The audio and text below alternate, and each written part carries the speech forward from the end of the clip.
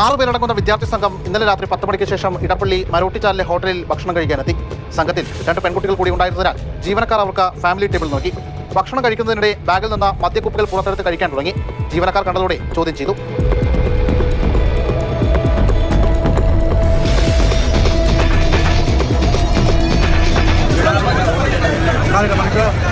താങ്കൂടെ മദ്യപിക്കാനുള്ള സൗകര്യമില്ല, അത് അലൗഡല്ല.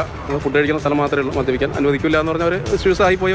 ഭരണി മിഠായി ഭരണയൊക്കെ അതൊക്കെ അവർ പൊട്ടിച്ചു. പൈസ തന്നില്ല, അവർ ഇറങ്ങിപ്പോയി. അപ്പോൾ നമ്മൾ സംഘർഷം കഴിഞ്ഞു, ഇഷ്യൂസ് കഴിഞ്ഞു എന്ന് വെച്ചു. എന്നാൽ അരമണിക്കൂറിന് ശേഷം 10ഓളം വിദ്യാർത്ഥികളുമായി അവർ വീണ്ടും എത്തി. ഹോട്ടൽ ജീവനക്കാരോട് കയർത്ത സംഘർഷമായി. പിന്നെ ഇഷ്യൂസായി. കഴിച്ചതിൻ്റെ ഭക്ഷണം പൈസ എന്നാന്ന് പറഞ്ഞിട്ട് ക്യാബിനിലേക്ക് പൈസ വലിച്ചെറിഞ്ഞു. അവരെന്നെ പൈസ റിട്ടേൺ എടുക്കുകയും ചെയ്തു. വീണ്ടും ഇഷ്യൂസായി. ഞങ്ങൾക്ക് ഭക്ഷണം തരാൻ ഭക്ഷണം കഴിച്ചിട്ട് പോകുള്ളൂ എന്ന് പറഞ്ഞ് വീണ്ടും ഇഷ്യൂസായി. അങ്ങനെ സംഘർഷം തുടങ്ങുകയാണ് ചെയ്തത്. എന്നിട്ട് അവർ പുറത്തേക്ക് പിന്നെ അവർ പുറത്തേക്ക് നമ്മൾ തള്ളി മാറ്റിയിട്ടു. അതിനുശേഷം അവർ പുറത്തിറങ്ങിയിട്ട് അവിടെ നിന്ന് കുറേ കല്ലും മണ്ണൊക്കെ എൻ്റെ അകത്തേക്ക് വാരിയിട്ടു.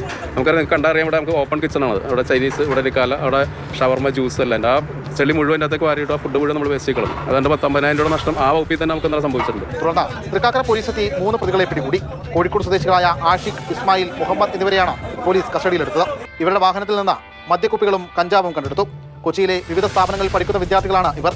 ഹോട്ടലുടമയുടെ പരാതിയെ തുടർന്ന് കേസെടുത്ത പോലീസ് മറ്റ് വിദ്യാർത്ഥികളെ കൂടി പിടികൂടാനുള്ള ശ്രമത്തിലാണ്.